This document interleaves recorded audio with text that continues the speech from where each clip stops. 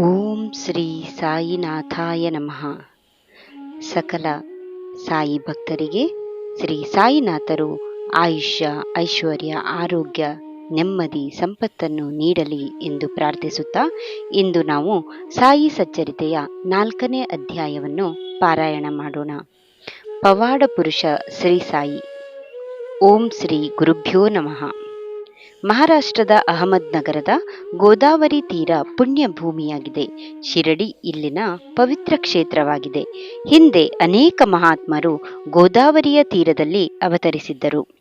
ಶಿರಡಿಯ ಕೋಪರ್ಗಾಂವ್ ತಾಲೂಕಿನಲ್ಲಿದ್ದು ಸಾಯಿನಾಥರ ಸಾನ್ನಿಧ್ಯದಿಂದ ಪವಿತ್ರವಾಗಿದೆ. ಶ್ರೀ ಬಾಬಾ ಶಿರಡಿಯಲ್ಲಿ ಕಾಣಿಸಿಕೊಂಡಾಗ ಅವರಿಗೆ 16 ವರ್ಷ. ಅವರ ತಂದೆ ತಾಯಿ ಬಗ್ಗೆ ಯಾರಿಗೂ ಗೊತ್ತಿಲ್ಲ. ಅವರು ವೈಷ್ಣವರಿಗೆ ಆಶ್ರಯರಾಗಿದ್ದರು. ಸದಾ ಮಂದಸ್ಮಿತರಾಗಿ ಉಲ್ಲಾಸಭರಿತರಾಗಿದ್ದರು. ಐಹಿಕ ಬಯಕೆಗಳಿಗೆ ಬಾಬಾ ಅವರಲ್ಲಿ ಅವಕಾಶ ಇರಲಿಲ್ಲ. ಸದಾ ಅವರು ಅಲ್ಲಾ ಮಾಲಿಕ್ ಅಂದರೆ ದೇವರು ದೊಡ್ಡವರು ಎಂದು ಉಚ್ಚಾರ ಮಾಡುತ್ತಿದ್ದರು. ಮಗುವಿನಂತೆ ಮೇಲ್ನೋಟಕ್ಕೆ ಕಾಣಿಸುತ್ತಿದ್ದರು. ಕೆಲವೊಮ್ಮೆ ಗಂಭೀರವದನರಾಗಿ ಬಿಡುತ್ತಿದ್ದರು. ಬಾಬಾ ಅವರ ಆಗಮನದಿಂದ ಶಿರಡಿ ಪವಿತ್ರ ಯಾತ್ರಾ ಸ್ಥಳವಾಗಿತ್ತು. ಸಂತರು ಅವರನ್ನು ವಿಠಲನ ಅವತಾರ ಎನ್ನುತ್ತಿದ್ದರು. ದಾಸಗಣು ಶ್ರೀ ಬಾಬಾ ಅವರ ಪರಮ ಭಕ್ತರಾಗಿದ್ದರು. ಅವರು ಹರಿಕತೆ ಕೀರ್ತನೆ ಮಾಡುತ್ತಿದ್ದರು.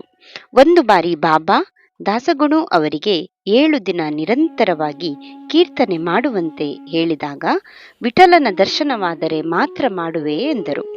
ಆಗ ಬಾಬಾ ಅವರು, ನಿಜವಾಗಿ ನಿನಗೆ ವಿಠಲನ ದರ್ಶನವಾಗುತ್ತದೆ ಎಂದು ಹೇಳಿದರು. ದಾಸಗಣು ಅವರು 7 ದಿನ ನಾಮ ಸಂಕೀರ್ತನೆ ಮಾಡಿದ ನಂತರ ಮಧ್ಯಾಹ್ನದ ವೇಳೆ ವ್ಯಕ್ತಿಯೊಬ್ಬ ವಿಠಲನ ಭಾವಚಿತ್ರ ಮಾರಲು ತಂದನು. ದಾಸಗಣು ಮತ್ತು ಕಾಕಾ ಸಾಹೇಬರು ಅದನ್ನು ಖರೀದಿಸಿದರು. ಭಗವಂತರಾವ್ ಕ್ಷೀರಸಾಗರ ಎಂಬ ಭಕ್ತರು ಫೋಟೋ ಖರೀದಿಸಿ ಪೂಜೆ ಮರೆತರು. ಅವರು ಶಿರಡಿಗೆ ಬಂದಾಗ, ವಿಠಲ ಉಪವಾಸವಿದ್ದಾನೆ, ಆದ್ದರಿಂದಲೇ ನಿನ್ನನ್ನು ಕರೆಸಿದೆ, ಇನ್ನು ಮುಂದೆ ಪೂಜೆ ಮಾಡು ಎಂದು ಬಾಬಾ ತಿಳಿಸಿದರು. ಭಕ್ತರಾದ ದಾಸಗಣು ಅವರಿಗೆ ಗಂಗಾ ಸ್ನಾನ ಮಾಡುವ ಹಂಬಲವಿತ್ತು. ಇದನ್ನು ಬಾಬಾ ಅವರಲ್ಲಿ ವಿನಂತಿಸಿದರು. ಅದಕ್ಕೆ, ದೂರ ಹೋಗಬೇಡ, ಇಲ್ಲೇ ಪ್ರಯಾಗವಿದೆ, ನನ್ನಲ್ಲಿ ನಂಬಿಕೆ ಇಲ್ಲವೇ ಎಂದು ಬಾಬಾ ಅವರಿಗೆ ತಿಳಿಸಿದರು. ದಾಸಗಣು ಬಾಬಾ ಅವರಿಗೆ ವಂದಿಸಿದಾಗ ಒಂದು ಪವಾಡ ನಡೆಯಿತು. ಬಾಬಾ ಅವರ ಹೆಬ್ಬೆರಳಿನಿಂದ ಗಂಗೆ ಹರಿದಳು. ದಾಸಗಣು ಅವರು ಅದರಲ್ಲಿ ಮಿಂದು ಪುನೀತರಾದರು.